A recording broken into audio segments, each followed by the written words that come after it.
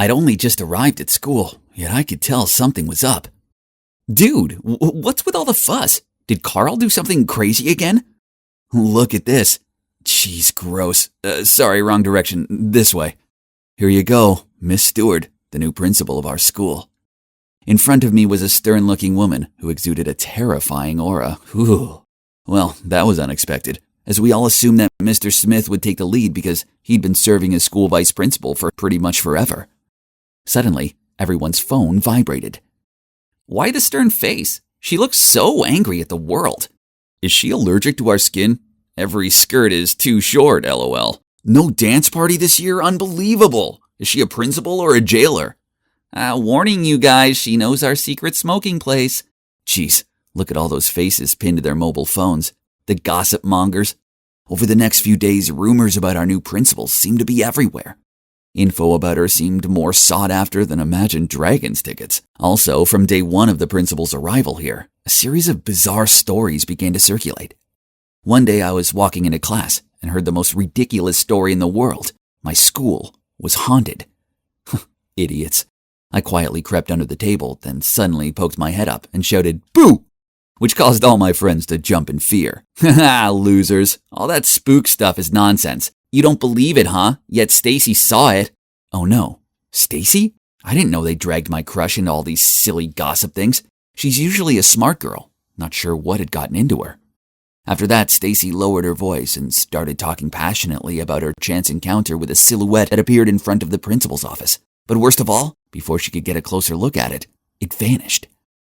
It was probably just the security guard. Nah, when I left, I still saw him dozing off in his room. He even checked the camera and saw Stacy just standing and saying hello, even though nobody was there. Creepy, right? Then the story went further, when someone claimed that the new principal was a witch and was bringing evil forces to the school. Oh my God, Stacy. I needed to pull her out of this mess of nonsense right now. But no matter what I said, she insisted. I saw it with my own eyes.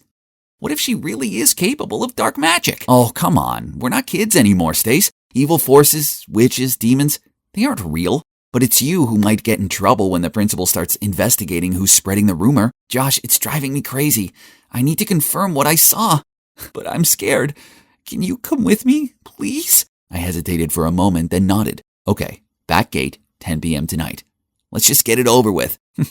Plus, it'd be a great chance to impress my crush, isn't it?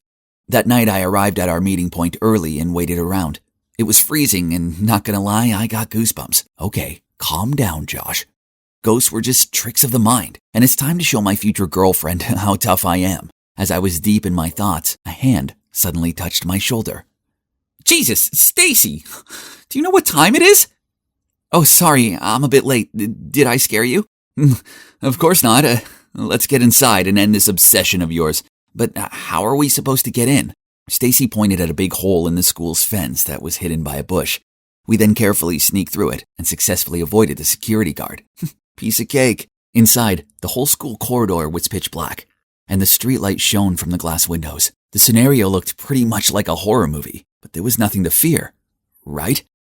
I used the flashlight to guide Stacy to the principal's office, when suddenly a loud screech sound made my heart want to stop. Stacy clung to me in fear. Relax, I think it's just the sound of the speakers crackling. Are you scared, Stace? No, let's just go. But then, as soon as the noise stopped, another creepy sound started up. Footsteps. Had the security guard spotted the two of us already? I turned around and there was nothing but an empty space. Just like that, we continued walking, and they walked too. And when we stopped, they stopped. Then as soon as the footsteps began to rush towards us, I grabbed Stacy's hand and ran as fast as I could to the principal's office and slammed shut the door. Listen, Stacy, the footsteps were probably from the security guard. You see, clearly, we're the only ones here, so stop believing in these things, okay? I just finished talking when suddenly the door burst open, and I could see a motionless figure standing there. That's him! Holy mother. I was so scared that I closed my eyes and grabbed onto Stacy. Then when I opened my eyes, the shadow was moving towards us. Terrified, I rushed to the door to escape and, bang, both me and the ghost fell. Mike, are you okay? Mike? The three of us sat awkwardly on the sidewalk outside the school. I didn't need the chilly wind to make my heart feel frozen. As it turned out, Stacy already had a boyfriend. and that boyfriend was none other than Mike, my best friend. Ugh, so much for me wasting my time playing hero. And if you're wondering why Mike was here, the answer was to help Stacy put on this phantom play. That's right. Both the crackling and the footstep sounds were all made by him. Hang on, why did she make up this ghost story thing? Even prepared a whole play for me and the others to acknowledge it? Stacy explained that it was only because the new principal was too harsh, creating strict rules and making it difficult for the students. Huh? But I don't think any of these rules affect her much. I mean, Stacy had always been a model student anyway. So why did she have to take it to this extent? I asked, but Stacy just ignored me and asked me to keep it a secret. In the following days, people kept questioning me on my late-night expedition. At first, I just kept quiet because I didn't want to get involved in annoying gossip and to be reminded of how my best friend turned out to be my love rival. However, rumors about the haunted school spread quickly and reached the press. Fear swallowed the school. A few students even transferred to another one because they were so scared. Although I wasn't a fan of the new principal's strict rules, what Stacy did had gone too far. One day, I was about to find her to figure this out when I saw her walking alone down the exit stairs. Stacy, I know you're the principal's daughter and the admin of the spooky group chat that has been on the rise recently. What? Stacy's the principal's daughter? Unbelievable. And wasn't that person Mr. Smith, the vice principal? Perhaps we're after one same thing. Don't you want your mom to work elsewhere too? Right? But your method doesn't seem to be working so well. So what do you suggest? There is an easier way, that is, hand me your mother's seal. I will take care of this. That's too dangerous. How can I trust you? Now that we're on the same boat, you probably don't want your mother to know what you've done behind your back, do you? As soon as Mr. Smith left, I immediately ran to Stacy. No, you can't do that. You don't even know him personally. Be careful. But Stacy insisted on doing it on her own. She said that since her father passed away, she'd grown tired of her mother's rules. School was the only place she used to feel free. But now, that also been ruined for her. I can't live 24/7 under my mother's containment. Do you understand? Well, it's true that being a teacher's child must be stressful enough already. Not to mention being the child of a strict principal. That would surely be even more exhausting. But conspiring with Mr. Smith was a step too far, right? And what will be, will be. A few days later, a ton of messages regarding the principal faking test scores to improve the school's ranking broke out. And of course, she would be subject to disciplinary procedures and may have to quit her job forever for violating professional ethics. I looked over at Stacy. Her face darkened and suddenly she darted out of the classroom. I chased after her and looked everywhere for her, but she was nowhere to be found. Until I heard a sobbing sound coming from the abandoned canteen. Thank goodness, there she was. Seeing me, Stacy burst into tears and poured her heart out. She could not have foreseen the consequences of her actions and naively let Mr. Smith take advantage of her and created all this. Stace, I think it's best to tell your mom the truth. There's still time to fix this, quick, before it's too late. She wiped her tears and gave me a hug, then agreed to go find her mom. Mom, I'm sorry. I started the rumors and I conspired with Mr. Smith to help ruin your career. I thought the principal was going to go ballistic, but then to my surprise, she came forward and pulled Stacy into her arms. I know things have been tough since your father was no longer with us. I've just been so worried about you making the wrong choices and going down the wrong path that I started to be stricter on you. I love you. I never meant to put this much pressure on you. I'm sorry. Please forgive Stacy. She never meant to hurt you, and she feels terrible about it. Everything's fine. Thank you very much, Josh, for telling me about this. Huh? You already know everything? Yeah. I was so worried that you would be taken advantage of, so I told her about the conversation you had with the vice principal. As for the rumor that the principal had to quit her job, it was me who spread it. I mean, that's how Stacy realized what she did was outrageous and could have big consequences, right? Although her mom forgave her, Stacy was still nervous because she'd given Mr. Smith her mother's seal. It's okay, dear. What you did accidentally helped me to get evidence of his embezzlement by impersonating me. His misconduct will soon be handled. It's all good now. My work here was done. I fixed things with Stacy and her mom. But most importantly of all, I proved that the school's not haunted. So what's next? Well, Stacy must have been so moved by my heroic actions and started developing feelings for me. As she broke up with Mike, not long after that, then asked me out. But he's my best friend, and there's no way I'm making him sad over a girl, so I turned her down. Besides, her mischievous side is kind of terrifying. Girls are dangerous. Finally, my first day at school has come. Yay! This special occasion called for my favorite hoodie. Super cool, right? But then, out of nowhere, I was blocked by a group of boys and their cheesy pickup lines. No time for monkey business, but they wouldn't let me go. Hey, do you know who I am? Everything suddenly went blurry. Oh no, my glasses! I stumbled around trying to grab them back, but got shoved to the floor. Everyone scram! Gimme that. I looked up and vaguely saw my hero offering me a hand. He gave me my glasses and I profusely thanked him. But he just gave me a cold look and walked off without saying a word. Strange. Oh, by the way, I'm Hazel Palmer, 17 years old. But I'm not here as a student, but a teacher. Yes, you heard it right. Not to brag, but I'm kind of a genius.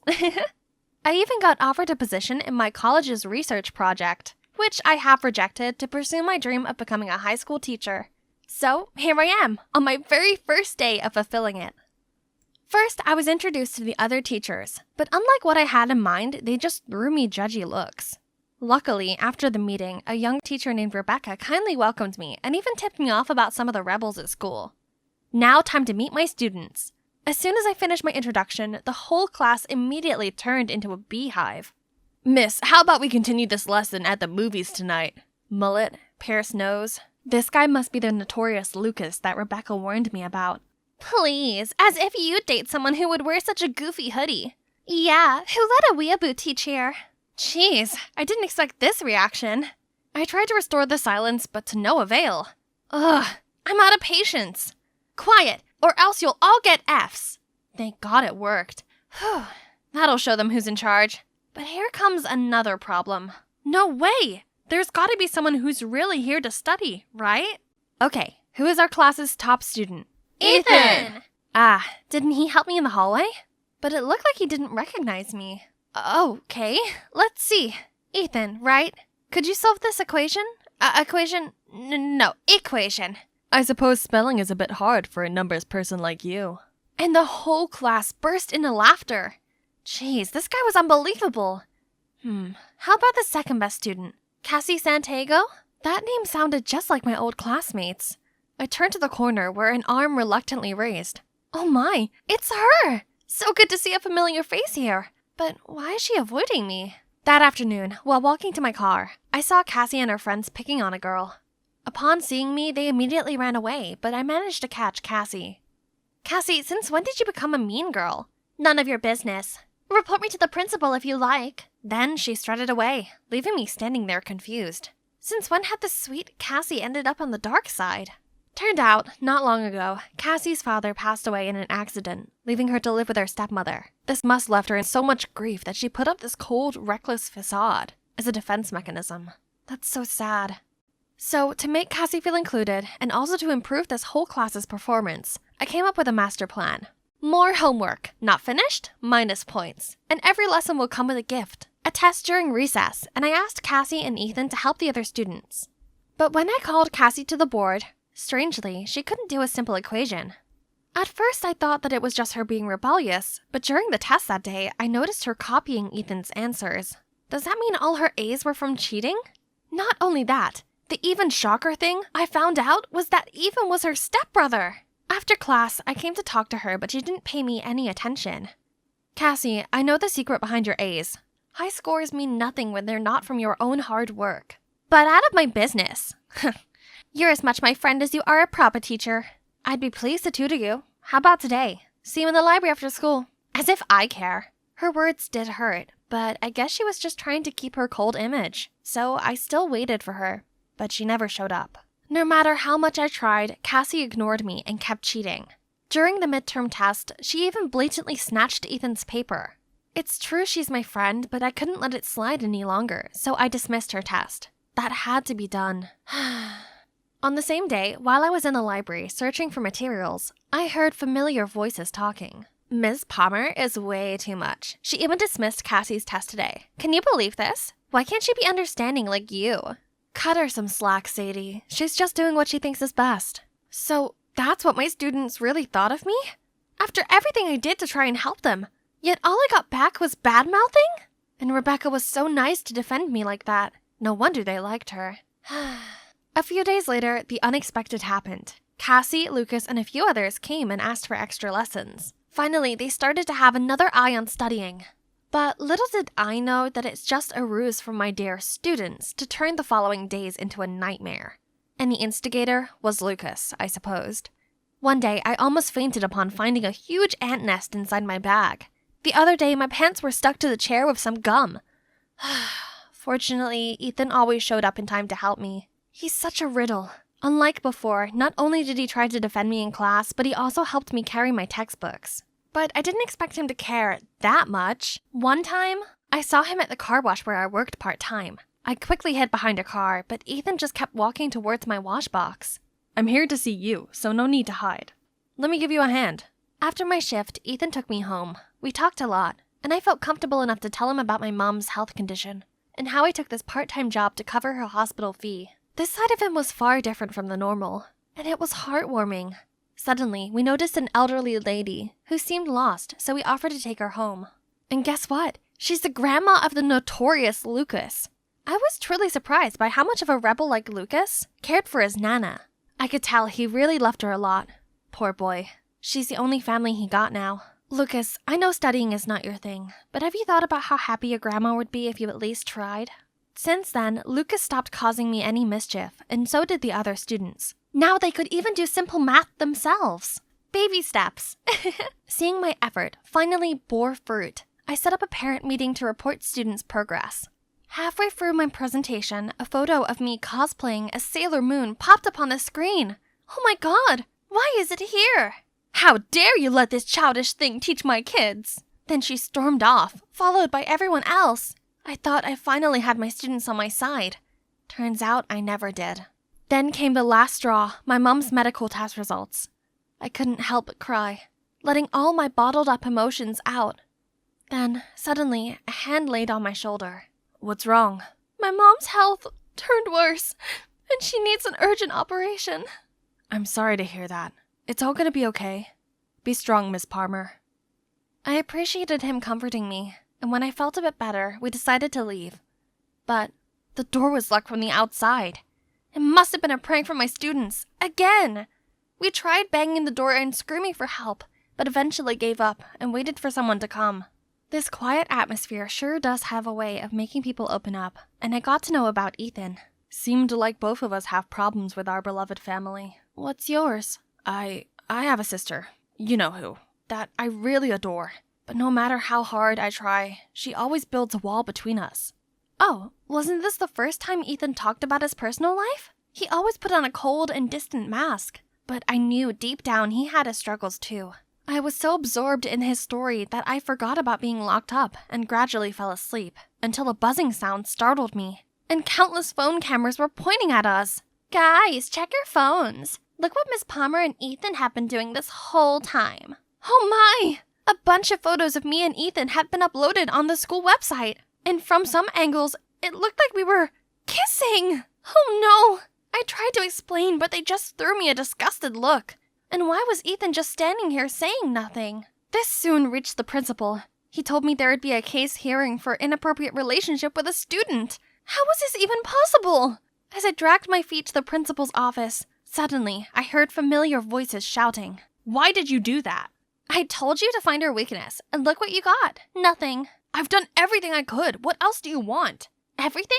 Then why is she still here? As long as she's around, she messes up our cheating stuff, and Mom will get my head chewed off for being useless at school. Or is that what you want, brother? What? So, Cassie had been pulling the strings this entire time? And Ethan was her puppet, befriending me just to please his sister. I knew she hated me, but did Ethan have to be so heartless too? Cassie then caught my eye, so I ran away. I was still trying to process this when I walked in to see the school council glaring at me. You're an insult to the teaching profession, which leaves us no choice. I was ready for the worst, when Ethan rushed in. Stop! It was me who deliberately jammed the classroom's lock to get back at her for being too strict, but I accidentally got stuck too. There's nothing going on between us. And so, I was cleared of all charges, and Ethan ended up in a week-long suspension. Why did he do that after all? After such a long trial, I drove around town to blow off some steam. Then saw Cassie fighting with a security guard. I found out that Cassie stole a bracelet and was refusing to call her parents. The guard said he'd have to call the cops, so I came forward as her teacher to bail her out. Cassie asked me why I helped her, but I didn't bother explaining myself and just left. Since that day, Cassie didn't attend the extra classes. After his suspension, Ethan returned with his offhand attitude. No time to worry about those two. My mission now was to prepare my students for the upcoming finals and regain my prestige. Luckily, they started to take studying seriously and invested a lot in these tests. One day, when I walked into class, some students even asked me to help solve advanced exercises. 2 weeks later, when the results came, my excited students all rushed over to me. Miss Palmer, thanks to you, the questions were the same as the ones you showed us the other day, so it only took us a blink to finish. What are they talking about? Before I could understand, the principal summoned me to his office. As I entered, he angrily showed me the math sheet that I was allegedly teaching in the extra class. What kind of work ethic allows leaking exam questions, Miss Palmer? Leak the test? Me? No! Please! No more excuses. You're fired. No! They can't punish me for something I didn't do. Someone must have framed me. I asked my students where they got that piece of paper, and they said it was already on the table when they came to class. So Cassie and Ethan must have been behind this. Good job, Ethan, for putting up their remorse act just to set up a bigger plan to humiliate me. Okay then, they won. Unemployed and desperate, with hospital bills to cover, I had to work full-time at the car wash, as well as taking night shifts at 7-Eleven. But besides the measly wages was a bonus of rotten eggs and tomatoes, scornful looks, and snarky comments saying I didn't deserve the teacher title. The scandal truly turned my life upside down. Then, when I was at the hospital with my mom, suddenly Ethan rushed in and said he would clear my name. Clear my name? Wasn't he the one who put dirt on me? What was he playing this time? With nothing to lose, I reluctantly went with him. He led me to the school's control room. The principal was also there. Then I saw Sadie standing on stage. Ethan said it was her who discreetly put the math sheet on the table. What? But Rebecca? I distributed the test like you said, but I'm scared. What if someone finds out? Don't worry, now that Miss Palmer's fired, who else can dig this up? I'm only taking back my position as the beloved teacher who can take cover for y'all. No, I have to tell the principal everything. Who would believe you? I would. Furious, I rushed over to the stage and confronted her. Rebecca, I thought you were my friend. How could you? Don't ask me. Ask your phony self. Weren't you just trying to get the students to like you? What nonsense was she saying? I'm just doing my part of being a good teacher. How could she be so selfish and cruel? Out of jealousy? Miss Palmer earned her students' respect with her pure heart. Look at you. The so-called love you have comes from buttering them up with all your lies. That's why they turn stubborn and make light of studying. I never knew you were that kind of person. How could you call yourself a teacher? The principal couldn't hide his rage, fired Rebecca, then apologized to me and offered me my job back. But after all these troubles, this school had completely drained me. I couldn't take it anymore, so I refused. As I was wiping away my tears, Ethan came to my side. Miss Palmer, I'm sorry for everything I did. I just tried to please Cassie, but now I know I was only hurting you. I've already known about that. I was about to leave when a group of students led by Cassie approached us. Then Ethan told me it was Cassie who helped him with the plan to bait Rebecca into admitting her actions. Sorry for all the horrible things I did to you. Please stay. We've learned a lot since you moved here. Please don't leave us. Such a crazy term. I ended up staying. I mean, this is my dream job after all, and I'm not one to give up that easily. I also talked to Cassie's stepmom about her studying. Turns out she didn't realize her strict approach was causing a rift between them all. Cassie, Ethan, and their mom had a talk, and now they seem to understand each other better. I was so happy for them, and we became friends after that. Time flies, and now my students, or my friends to be correct, graduated, and would soon fly off to pursue their own dreams. Suddenly, Ethan dragged me to a corner. So from now on, we're no longer teacher and student, right? I guess, but could you still teach me? Teach me how to love you. I was at a bustling party, waiting for the one who would decide whether I'd won my cousin's bet or not. Forget your dumb ex. $50 if you get the number of the next guy walking through that door. Oh, here comes my target. I hurriedly approached him, but stumbled and we're kissing. I could feel the taste of grapes on his lips. I immediately pushed him away and stood up. Phone number, please. The guy looked confused, but still handed me a note. All done. Time to flee the scene. Hi, I'm Agatha, a super introvert who hiccups when nervous. And lucky enough, my kooky cousin dragged me to this crazy party. I ran home to see Mum looking all excited. Oh, my sweet child, you're back already. It's just not my thing, Mom. But cooking is. I have some amazing news. The local soccer club is looking for a chef, so I recommended you. And guess what? They said you can start ASAP. Yes, I've dreamt of becoming a chef since I was little, and now that dream will soon come true. Yahoo! Today's the day. I eagerly arrived at the soccer club, but my jaw almost hit the floor when I saw Mateo, my ex. What was he doing here? Flustered, I looked away and saw that guy from the party. What on earth? My life's officially over. After the introduction, I immediately ran to the pitch for some fresh air, but then a hand patted my shoulder. It's him again. No calls or texts? You asked for my number. Are you that shy? I'm Killian, by the way. It was just a joke. Please leave. But then he stepped even closer. Panicked, I pushed him away. Almost made him fall backward. I tried to catch him, but not again. This time he smells like chocolate. Oh, you like my lips this much? Why not just say so? Holy moly! I ran straight away without looking back. I better stay 10 miles away from him. Suddenly I saw Mateo passing by. Has he seen anything? But why bother? As if he cared. He dumped me. Okay, Agatha, you're here to work, so focus. But with these jocks around, it's not that easy. They always jump-scared me when I was doing my job and made fun of me when I got lost in the changing room. And Killian was always there in time to save me. Everyone, stop. Close your eyes. Then he threw a super stinky, sweaty towel at my face. Ew. Plus, that jerk is the pickiest eater on this planet. He's constantly complaining about my food and demanded I cook him something else. There you go. I'm cutting on starch to build muscles. I'll get rid of the pasta. Oops, I forgot. I'm lactose intolerant. Okay, no cheese. Poor little chicken. I can't eat that. So, are you allergic to the plate too? Meanwhile, other team members were way easier, especially Mateo. We used to date, so I knew his taste pretty well. I gave you some extra pork, your favorite. I don't like pork. I hate pigs. Just then, Killian jumped in. You should focus on me instead. We can discuss my meals privately. Before I could say anything, he already handed me a note. Me and him alone? That's weird. But learning his eating habit would help my job, right? Nope. Big mistake. Killian had an endlessly absurd list of diet restrictions. No more than 2.5 grams of salt a day, mayonnaise on everything, no mushrooms, and spaghetti without tomato sauce. Did he just descend onto Earth? And during the meal, this dude kept smiling and staring at me. You like me or something? You have a veggie on your teeth. Dude! Oh gosh! I immediately ran to the restroom, but Killian caught up with me, holding a ball of wool. Is this yours? I looked down to see a wool thread coming out of my dress's hemline.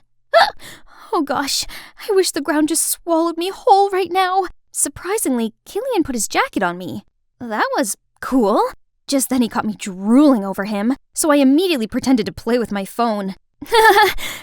Just want to beat level 9,674 in Candy Crush. Strangely, over the next few days, Mateo started being nice to me. Too nice. Your cooking is top-notch as always. Tomorrow, can you make me those delicious vegetable fritters we used to have together?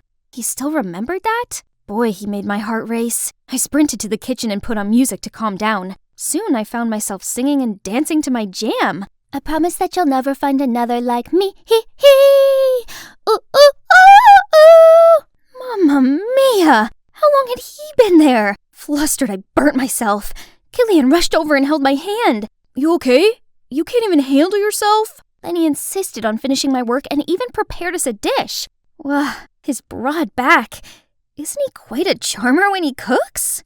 We talked a lot, and turns out we share a ton of things in common. Beneath his teasing, he's actually gentle, caring, and a good listener. I suddenly realized that I had stopped hiccuping since ages. One afternoon, while giving out water, I saw Killian. Oh wow, it's like the sunshine drew a halo around him in his exquisite face. Wait a minute, why was I smiling? Suddenly, a fancy-looking girl came over. Killian, why didn't you reply to my messages? You left me hanging all night. Look, I have dark circles now. That's on you. I went to leave, but out of nowhere, Mateo pulled me into a corner. Why were you so close to him? He's only messing with me. Huh? What do you mean? He competes with me in everything. I was cold to you to protect you. Now that he knows you're important to me, he'll harm you to hurt me. I think he's just trying to be nice. His dad is our club's biggest sponsor. You really think he wants to hang out with people like us while Sloan, whose family owns the largest hospital in the state, is here? I don't know what to believe anymore. However, I had to admit they looked like a perfect couple. While holding a coffee tray one time, I clumsily bumped into Sloan. Are you blind? Why do they let a doofus work here? Come on, Sloan, you bumped into her. He sure seemed sweet to me. Maybe Mateo had misunderstood him. Then once, I spotted the two of them in a quarrel where Killian even pushed Mateo. I tried to intervene, but they brushed me off. What was going on between them? A few days later, I returned from the grocery store to see the head coach in a fit of rage. Explain to me how Mateo is hospitalized for eating your food. What? Why? Stop it! You're fired! My head spun in a million circles. I hadn't done anything wrong. I was packing my things when Sloan appeared. Well. Looks like Little Miss Muffet met her match. Only need some simple tricks to get rid of you and your phony, needy act. Stop dreaming about Killian. You're not at our level. Wait, our? Who's with you? But Sloan just smirked and strutted away. That's when the memory of Killian and Mateo fighting struck my mind. So, Killian must have conspired with Sloan to harm Mateo and ruin my career in the process? How could he? Still, he had the cheek to text me as if nothing had happened. Dummy, Agatha. You should have listened to Mateo from the start and stayed away from Killian. I visited Mateo in the hospital, but he coldly shooed me away. It was exactly like the day he dumped me. Today is the city's championship final, and to be honest, I didn't really know why I was here. I looked around for Mateo, but couldn't find him. He might still be sick, so we had to skip this match. On the field, Killian seemed distracted and off his game. What's wrong with him today? Killian, my dear. The lady sitting next to me looked nervous and kept fidgeting. I spoke to her and figured out she was Killian's mom. She told me the shocking news. His little sister was missing. He was blackmailed into making their team lose or he'd never see his sister again. Killian faced the goal, but he didn't kick. Instead, he passed to another player who then scored the goal. The spectators cheered in triumph, while other players celebrated the goal with Killian. Blood seemed to have drained from his face. As predicted, the threats kept coming. I couldn't just sit and pray, so I asked Killian's mom for more clues. She played me the recording of her daughter. I strained my ears to listen and heard a noise. Peekaboo, peekaboo. I know that sound. It's Mateo's parrot. Ma'am, I know who's behind this. It's Mateo. What? I can excuse fake food poisoning, but how dare he harm my Killian? Say it again, Sloan. He asked me to fake the medical paper, and I figured it would also kick you out, so I agreed. But what about Killian's sister? That was nothing to do with me, I swear. We rushed to Mateo's house. It took him forever to open the door. Mateo, are you okay now? I have thought a lot about us, and realized how important you are to me, and I don't want to lose you again. Mateo, could you? Oh, please, look at yourself. I just dated you for fun. You truly think I like you? And no more pork for me, please. Do you seriously think I'd want you back after the despicable things you did to me and Killian? Killian? Props to that freak for coming at me for telling the truth. So pathetic of him to go for my leftovers. It's you, dummy. Then he blurted out how he cooked up this entire scheme to ruin Killian's career out of the jealousy which was triggered when he visited him in the hospital and told him not to worry about missing the match as they've had a new strategy to cover his absence and the team would perform well anyway. I'm not a pawn that can easily be kicked out. You wish. You are pathetic. Right then, Sloane appeared with the little girl. Let's go. There's no time. Where are you going, Agatha? Admit it. You're still smitten with me. Sorry, the old Agatha can't come to the phone right now. Why? Oh, 'cause she's dead.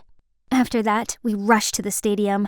There, I shouted out Killian's name and raised his sister's hands. He seemed surprised to see us, then nodded and smiled. Afterwards, he played like a pro and led his team to victory. He was even awarded Player of the Match. It's an honor to receive this title, and I want to shout out to someone important. Without her, this wouldn't have happened. Agatha, thank you so much.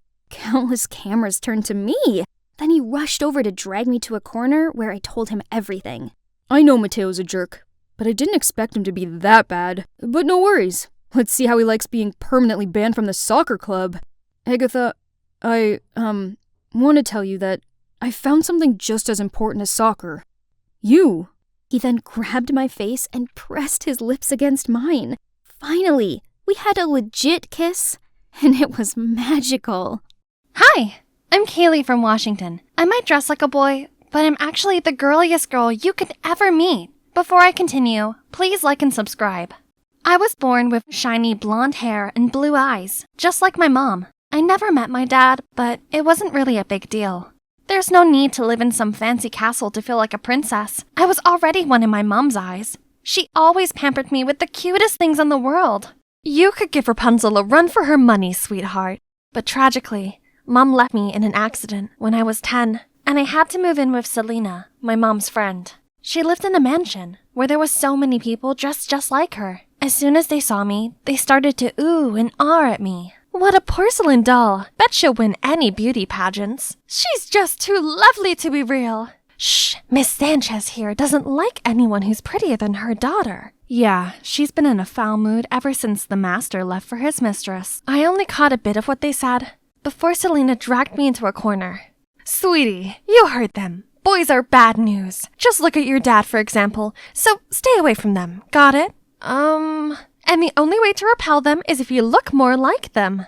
Then she told me to wear contact lenses to hide my blue eyes, cut my long locks, threw away my dress collection, and bought me clothes that basically drowned me. And voila, I looked just like a teenage boy.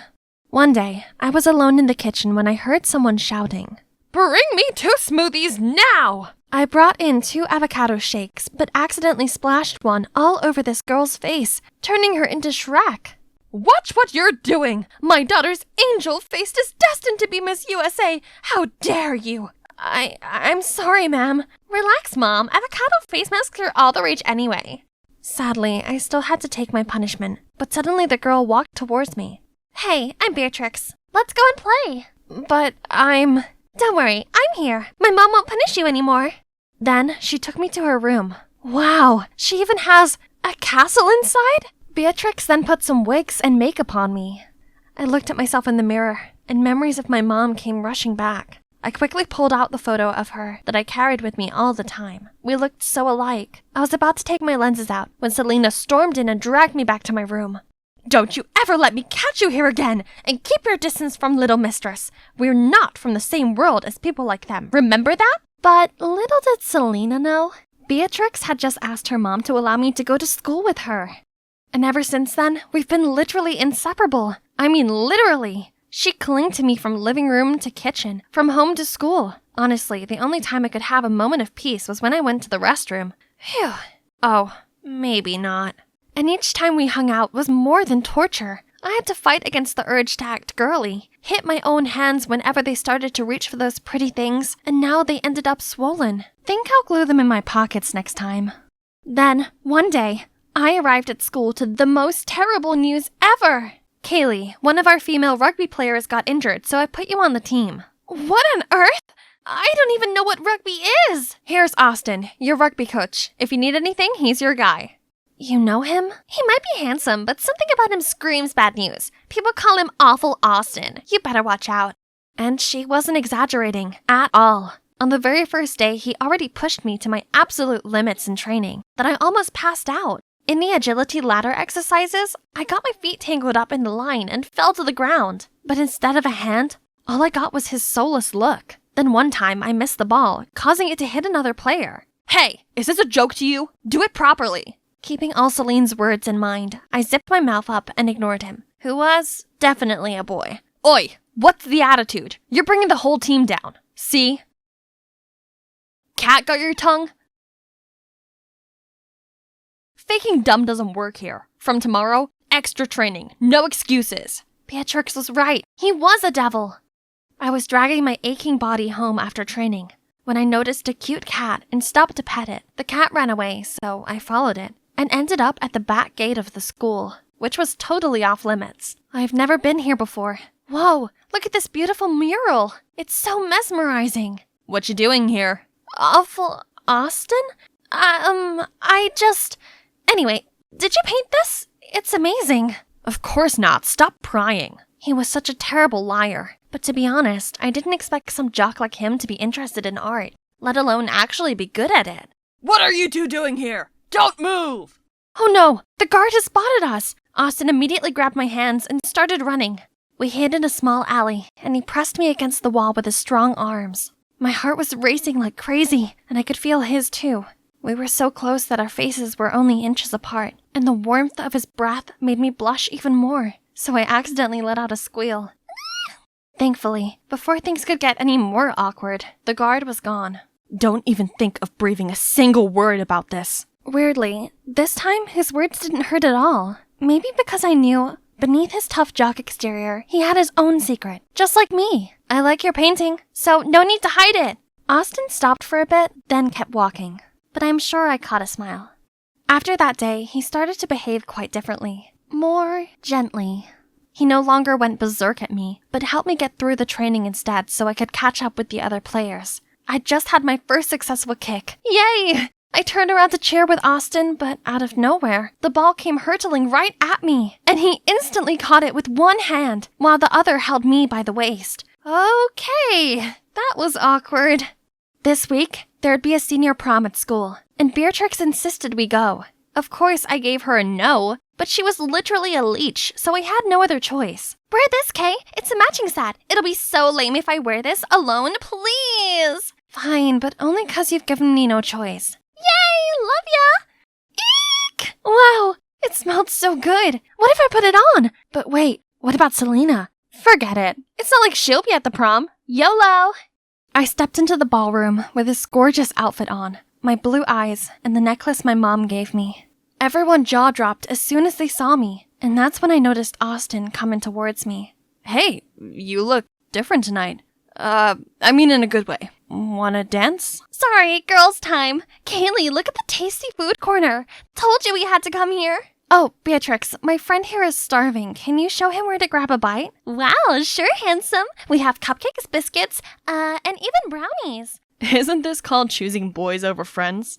Good for her, anyway. Then Austin gently led me in the waltz. He looked exactly like a prince from a fairy tale. As we fell in step, letting the rhythm control our movements, I felt my whole body tingle. The sparks were definitely flying. But suddenly, the music changed into trance. We looked into each other's eyes for a second, then, hand in hand, ran across the crowd until we got outside. I could never imagine a tomboy could become like this. Actually, I'm not a tomboy. What do you mean? That's when I decided to tell him everything about how I was obsessed with girly things, but had to suppress it all my life. It felt so good to let it all out after burying it the whole time. And Austin was such a good listener. Wow, Kaylee, I'm so sorry. Actually, I've also had to hide my passion for arts to help my father's business too. So what you said to me the other day really opened up something in me. So things were not easy for him either, huh? Suddenly, he pulled out a sketchbook and started drawing me. I wish this moment would last forever. His face then went all serious, but not in a cold way as usual, but instead beaming with passion. Our eyes met, and I thought my heart was going to jump out of my chest. And yes, I hoped this moment would last forever too. Then suddenly, he leaned closer to fix my hair. I was ready for a kiss. Then, Kaylee!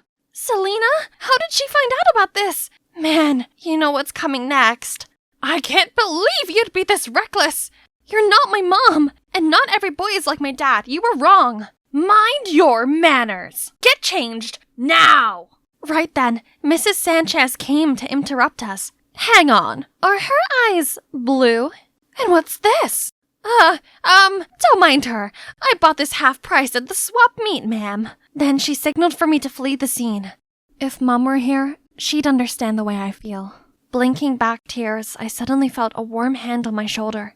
Are you alright? I saw you leave with Austin. Did he cut your hair? It looks shorter. I'm okay, Beatrix. Oh wow, I have a similar necklace that my dad gave to me. This was from my dad too, except that I don't actually know who he is. Maybe your dad is my dad? 0 for the joke, Beatrix. Oh, but why did Selena lie about the necklace to Miss Sanchez? So I went to find Selena right after, and she told me the most shocking thing ever. Beatrix's dad, the former master here, was actually my dad. He seduced Mom, who used to be a maid here too. When Mrs. Sanchez found out, both of them were kicked out of the house. Then knowing Mom was having me, he dumped her right away. Selena was afraid Mrs. Sanchez could see Mom in me, and so she had to force me to disguise myself. Wow, this was seriously messed up. Keep your identity a secret by all means or we're doomed. Understand? I was in complete shock, but I knew I had to be more careful from then on. For the whole week after, Mrs. Sanchez seemed to be in a good mood. One day, she even asked me to go shopping with her. But a wedding dress studio? Is there a wedding coming, ma'am? Yes, and it's yours, you filth! You have to pay for your mom's karma for stealing my husband! So, she knew everything? I tried to bolt away, but immediately got caught. Then she took me to this luxurious house, and guess who I met? Kaylee, what are you doing here? Austin? What? What do you want? I was still bewildered when a man pushed a boy in a wheelchair into the living room. Hi, Mr. Fisher. About our arrangement. This is the bride here. She and Ivan here will make the perfect couple. Hope you like this gift as my thanks for your favor. My blessings for the marriage and your family. Dad, what is she talking about? Ivan will get married to this girl. I've already settled everything so that Ivan can have a bright future without worrying about anything. Excuse me?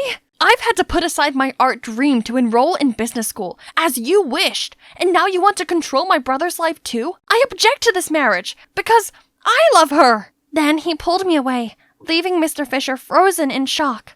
Kaylee, I'm so sorry you had to meet my dad in such an awful way. I promise to never let anyone treat you like this again. No worries. I have to thank you instead. Your words really woke up the courage in me. Austin offered to help me talk things out, but it's time for me to fight for my own good. I came back home to see Mrs. Sanchez flying into a rage. How dare you bring your face back into this house? You cruel woman! I will not marry someone else just to pay off your debt! Right at that moment, Selena walked in, and she literally turned into a bull. How dare you do that to my child! I had to stop her from lunging towards Mrs. Sanchez. So how about what you all have done to me? Do you know what I've been through all these years? Her mom stole my husband, and you just expect me to put it aside? Then she collapsed and burst into tears. Suddenly, I felt bad for her. I'm sorry for everything that happened to you, but it doesn't mean you have to punish yourself with it, or grant yourself the right to dictate others like that. She owes you nothing, and you have no right to control others' lives. Right after that, Selena and I packed our stuff and left the house. Walking through that door, we felt more free than ever before.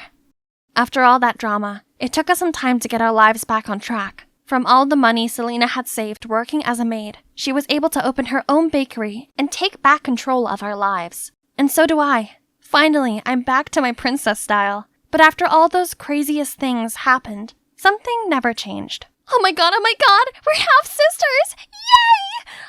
My mom said she felt so guilty about what happened, but asked me to keep it a secret. Oops. And about that guy, you ask? He worked things out with his dad, and guess what? He's in art school now. Okay, now tilt your head to the right. Yeah, like that. Gosh, that dress makes you look like a fairy princess. Who dare to make a princess stay still like a statue for more than 1 hour? Huh? The charming artist? Shh, it's almost done. I beg your pardon. You are watching the incredible Berries Blue. I'm Sonia, the super talented lead vocalist, and that guy over there rocking the guitar is Eric, my boyfriend. He's also our composer and backing vocalist. Yep, my man's good at everything, just like me. Actually, he's the one who discovered my vocal talent and helped me on my road to fame. Our debut album exploded onto the charts. And the rest is history. Eric asked me to be his girlfriend right on stage after our set. I don't know who was more excited, me or my adoring fans. Everything was perfect. And then our next album flopped. I guess all that pressure had interrupted Eric's writing process. I tried to send him positive energy. We had a big show coming up to debut our new single and start our comeback. Who knows when the sun will rise again, right? But during our performance, as Eric stepped back to give me the spotlight, I stepped forward and suddenly slipped and fell. Sonia, your nose! It's crooked! I was rushed into surgery, but my nose looked like a lightning bolt. I can't look like this. I must be beautiful. You'll always be the cutest girl to me. No need to worry. We can still fix it. But right after that, the photo of my busted nose hit the headlines. I got ridiculed for praising natural beauty and then getting plastic surgery. What vultures! I had to upload the video of me slipping to end these rumors, but they claimed I did it on purpose to get attention. What on earth? We thought all that drama was finally over, but no. Right when my nose healed, my chubby, pre-puberty secondary school photo appeared all over the internet, which sparked rumors about me having my whole body reconstructed. Some anonymous posts even made up that I was hot-tempered and snooty to band crew and waiting staff. I mean, maybe I could be a bit abrupt, but I was famous, so I was allowed to get what I wanted. Then, Let's Cancel Sonia began to circulate. Do these tragic people have nothing better to do than gossip about me? But my fans took notice, and a load of our tour tickets got canceled. My manager freaked out and made me go on leave until the rumors died down. How ridiculous! Worse still, they were actually going to try to replace me? The beautiful, one-of-a-kind lead vocalist? How dare they do this to me? I am the band. Hang in there, babe. I promise I'll find a way to get you back. Obviously, my photos didn't leak themselves. Some jerk did this, and it's now my life mission to track them down and make them pay. Okay, so from my internet searching, I traced the original rumor to this group of my anti-fans. Can you believe they actually met up at this cafe once a month just to badmouth me? They even had a schedule. How ridiculous! What had I ever done to them? Disguising myself, I showed up to find out more clues. Inside were those terrible leaked pictures of me. Jeez, these people clearly had way too much time on their hands. Wait, this guy looks familiar. Is he Owen, my high school crush? He was my senior in the music club and a super talented singer, guitarist, and composer. But how come he's my anti-fan? I never even spoke to him. The group buzzed about how pretentious I am. They even said Eric and I were fake dating just to cover up the news about our latest album flop. Ahem. Obviously, our love is real. I never tire of hearing trash talking about that Eric guy's songs. But it's closing time. If you posted about Barry's Blue, please claim your money from the counter before leaving. What? Owen actually paid them to slander my band? Why was he so intent on ruining my career? Did he have a personal vendetta against me? I just had to find my own way to figure all this out. Making myself one of them should do it. I immediately called to apply for the job. And I got it. Showtime! It's important to look the part, so I dressed up as this innocent-looking girl for my first shift. Thanks to the magic of makeup, even I could hardly recognize myself. Call me Summer from now on. After the introduction, Owen immediately gave me tons of work. I had to do the heavy lifting and stinky, dirty work. I was a pampered star, not a grunt. Ugh, he's such an exploitive boss. I must have been crazy to have ever crushed on him. In the evening, the anti-fan group showed up again, followed by a familiar face. It's Rena? Owen's little sister. Back in high school, she was quite arrogant. It seemed like nothing had changed. Did you know that Sonia was such a weirdo in high school? Now that she's famous, she's acting like she's above everyone else. Stop right there, carrot hair. What's your name? I'm Summer. So, Summer, here we've got a special requirement for every newbie. You have to pass the anti-fan test. Tell us, what do you think's the most irritating thing about Sonia? Ugh, now I have to defame myself? Actually, I was Sonia's childhood friend. Well, just a neighbor. She was the worst kid in the neighborhood. What did Sonia look like when she was young? And how was her personality? She was chubby and cruel to other kids. She threw bugs at them and never shared her toys. Take notes, guys. Remember to cite the source as Sonia's close neighbor. You can get some bonus, too, for contributing useful information like this. Was Rena also involved in this, along with her brother? When Rena left, the other anti-fans, Caleb, Violet, and June, still didn't leave, but turned to the stage and started tuning the instruments? What? They'd composed a whole song to mock me, not only about my surgery rumors, but also that I was a vain, hot-tempered, competitive, talentless, disrespectful, and never used my abundant money to help others. Their music was good, but the insolence killed their skills. I'm curious, why do people hate Sonia that much? She's rude and her music sucks. Yeah, her natural voice is good, but it doesn't have any emotions. She probably doesn't know anything about love, and doesn't have any friends either. Those comments from the anti-fans got me thinking. I suppose I do find it hard to open up to people, and I can be a bit hot-headed sometimes, but am I really that unlikable? Not the nose again, please! Huh? Owen? First you break the cups, now you're wasting sugar. Sugar? Seriously? Aren't you even going to ask if I'm hurt?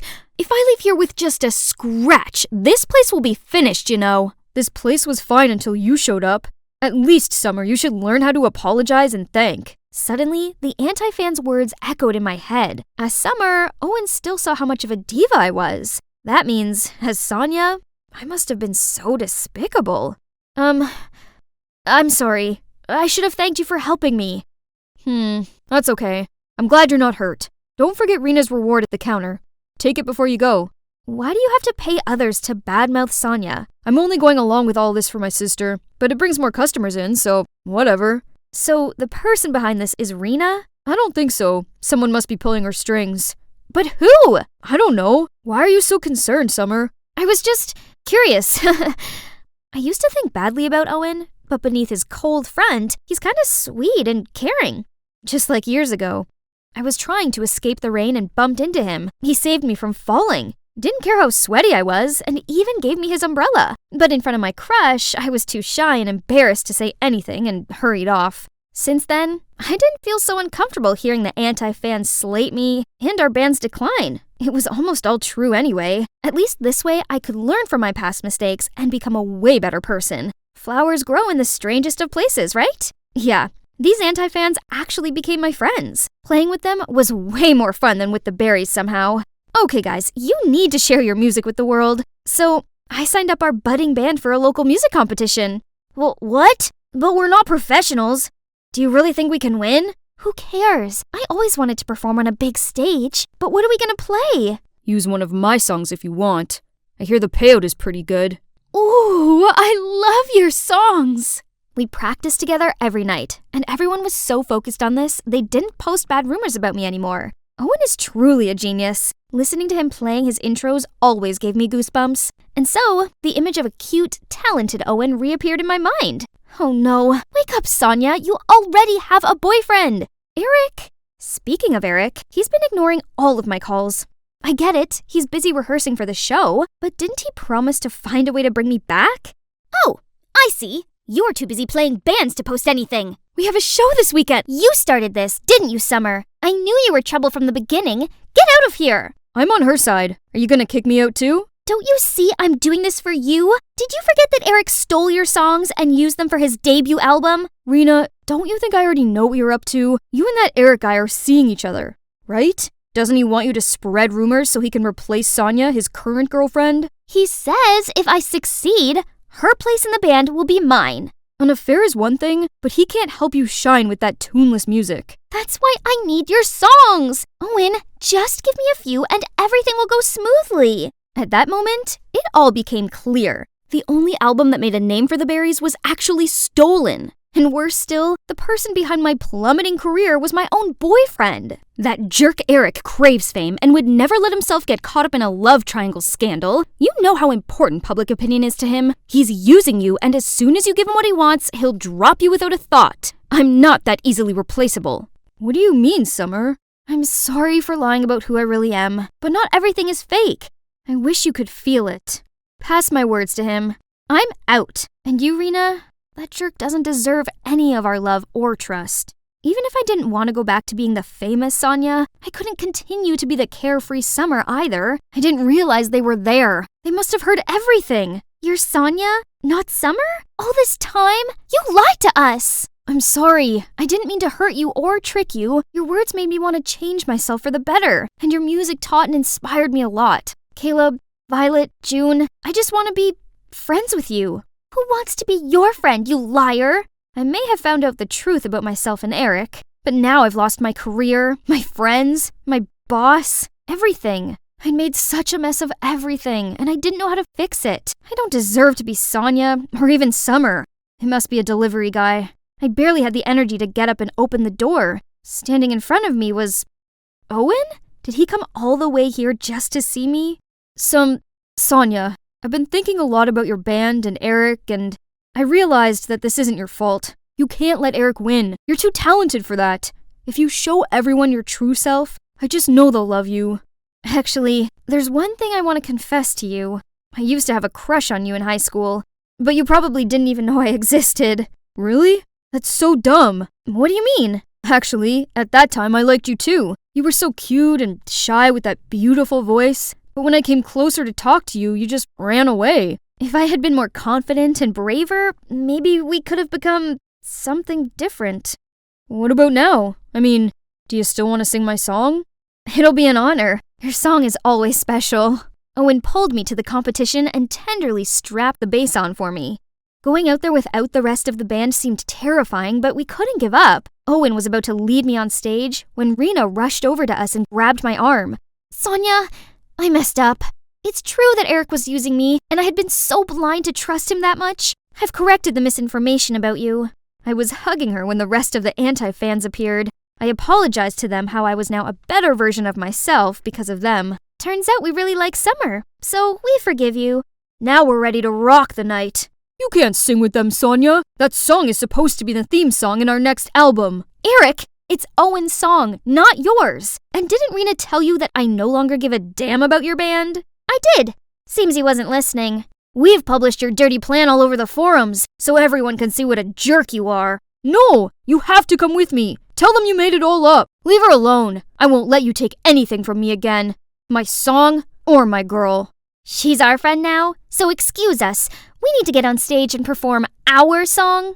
I can't believe I'm back on stage again. Only this time, it's so much better. My bandmates are awesome. The song is amazing, and the crowd is going wild. I saw Eric shamefully disappear through the crowd. Tough luck. That's what being a big, slimy liar gets you. Toward the end of the song, Owen pulled me close to him and the crowd went silent. All I could hear was the beating of my heart when he gave me the best kiss ever. I was in this romantic dinner date with the love of my life, knowing too well that one day I'd be gone, but I couldn't help but falling for him. I'm in love with you, and I know that love is just a shout into the void, and that we're all doomed, and that there will come a day the sun will swallow the only earth we'll ever have, and I am in love with you. Cut! Excellent, Eleanor! Well, that was the usual in the life of an actress. Oh, hey, didn't catch you there. I'm Eleanor, from LA. My life as a kid was a bit different from others. While they were surrounded by dolls and toys, I was wrapped up in the limelight. Being a superstar seemed fun back then, but the glitz and glamour of showbiz gradually wore me out. My momager never let me take a break between gigs, so there's no time to hang with people my age. You know, I missed out on doing normal things like having sleepovers and going to birthday parties, and before I knew it, I was already swarmed with work and work. Sweetheart, I've got you another script. Take a look. Whatever, Mom. FYI, Jeremiah is also on the show. Seriously? Mom, that heartless jerk cheated on me. No way am I working with him. Eleanor, be professional. I've already signed the contract. Besides, Mommy's Bentley collection is missing this shiny golden one. I don't give a damn about your stupid car. Stop treating me like a GoFundMe for your lavish lifestyle. Mom can be insufferable sometimes. She dictated everything. But why bother now? No showbiz, no Mom's orders. I can do whatever I want. Bye-bye salad and hello chocolate cake. But suddenly, a dark figure bolted towards me and snatched my bag. I lost my balance, banged my head on a fire hydrant, and then everything went black. Gosh, my head was spinning. I opened my eyes to see a cute guy leaning over me. Hey, are you all right? Am I dreaming? 'Cause this view sure is dreamy. No, you're not. You're at the orphanage. I found you unconscious on the ground last night, so I brought you here. Excuse me? An orphanage? I can't be in a place like this. But wait, my phone and wallet? Darn it! That thief stole my bag along with everything. Guess I needed to delay my independent life plan just a little bit. I better call Mom. Hey, got a phone I can borrow? Suddenly, the TV broadcast a missing report. The young actress Eleanor Mitchell has been reported missing. Speculation is that this is a publicity stunt to promote her latest movie. However, her manager claims this is not true and urges anyone with information to come forward. That chick will soon reappear when she's hungry. What? I could be lying dead in a lay-by for all they knew, and they were still mocking me? I was so done with this. Goodbye, showbiz. I was leaving that fickle world behind for real. So I asked the orphanage's manager if I could stay here and help out. Just then, a group of kids noisily ran towards me and printed their hands on my shirt. No! My custom Chanel! Sis, come play with us. Do I look like a nanny to you? Go wash your hands, dirty children. Shoo! Shoo! Ahem. You're supposed to go play with them? Ah, I forgot about that. I steered away to find another group of kids splashing mud everywhere. Ugh, are they training a bunch of farmers or something? The next morning, this strange screeching noise startled me. It's only 6 a.m. I sluggishly dragged my feet out of the room. People immediately threw me judging looks. I guess my first day at work started off on the wrong foot. I'd barely had time to sip my coffee before they made me do the washing by hand. This wasn't the Dark Ages. Hadn't they ever heard of a washing machine? One of the staff got annoyed with me and shooed me away. Alrighty, I'd go help in the kitchen. Peel half of these. Easy peasy. Just give me a few minutes. Voila! I'm good, right? But somehow, they still got mad at me. No other choices. I headed to the children's, but this place is pure chaos. I sure wish I had my earplugs. Suddenly, I felt someone grabbing my leg. I looked down to see the cutest pair of puppy eyes. Sis, can I have a bite of that? Aw, how could I say no to that? But as soon as I gave her the cake, her face changed into a devilish grin. The little girl grabbed a big chunk with her bare hand, then smashed it into another kid's face, and the cake fight began. Caleb opened his mouth to say something, and a massive piece of cake flew into it. Oh my god, Caleb, are you all right? I didn't know they were gonna mess with the cake. You did this? Oh, you're so dead to me. He grabbed the cake and started chasing me across the room. What? This was so unprofessional. Right, that's it. Watch out, Caleb. Okay, so the manager wasn't very happy with us, but honestly, it was the most fun I'd ever had. Besides, after the cake fight, the kids seemed to like me. Whenever they saw me, they clung to my legs and begged me to play with them. One day I was in the garden attending to the flowers when this little girl ran over to me in tears. Oh, Pumpkin, what's wrong? Bella was adopted a few days ago, but they just brought her back. Poor kid. All I could do was pull her into a warm embrace and pat her back. Do you know what it is these kids crave the most in the world? Not new toys or expensive clothes. They just want love. Love? I never thought something so simple could seem so unreachable to these kids. Well then, this Eleanor will make sure they'll be showered in love from now on. There's still some troubles, but luckily, I had Caleb on hand to help. Then one night, I was sitting outside looking at the skyline when Caleb came over. He leaned across me and pulled something off my cheek. Oops, the kids must have stuck it while I was asleep. That's on you for giving them a sticker book. Eleanor, I'm glad you're here. I really like you and I'm falling in love with you. Will you be my girlfriend? Wow, I wasn't expecting that, but Caleb was a great guy, so being with him made sense, right? And the following days were fantastic. We found out lots about each other. Oh, there's something you might be surprised about me. I used to be an actress. Oh, I didn't expect that. I just think showbiz is kinda toxic. Sorry you feel that way, but believe me, I have no interest in it anymore. Good, 'cause it's all a load of pretentious jerks who think they're so much better than everyone else. That's harsh, I guess, but he's right though. Anyway, I've already found fairy tale love right here. But to be honest, I did miss the elaborate sets, the stunning costumes, the dazzling studio lights, and the feeling of morphing into a different character. So sometimes I played out Disney princess roles for the kids. But one time, Caleb stormed in on us. Look at you! You've fallen back into your old ways. Come on, kids. You have better things to do than this. My heart thumped in sadness. Acting was a part of who I was, but seems like he'd never understand that, and I don't want to upset him either. So I guess I had to put aside my passion and just focus on my new life here. One day while skipping towards the playground, I slipped on a banana peel and was about to fall when a strong arm caught my back and helped me to stand up. Surely he did have a strong build and a gentleman manner, but who is this guy? I thanked him, but he just stared at me. You look just like Eleanor Mitchell. Well, I am her. Oh, you left showbiz for real? I thought it was just a media trick.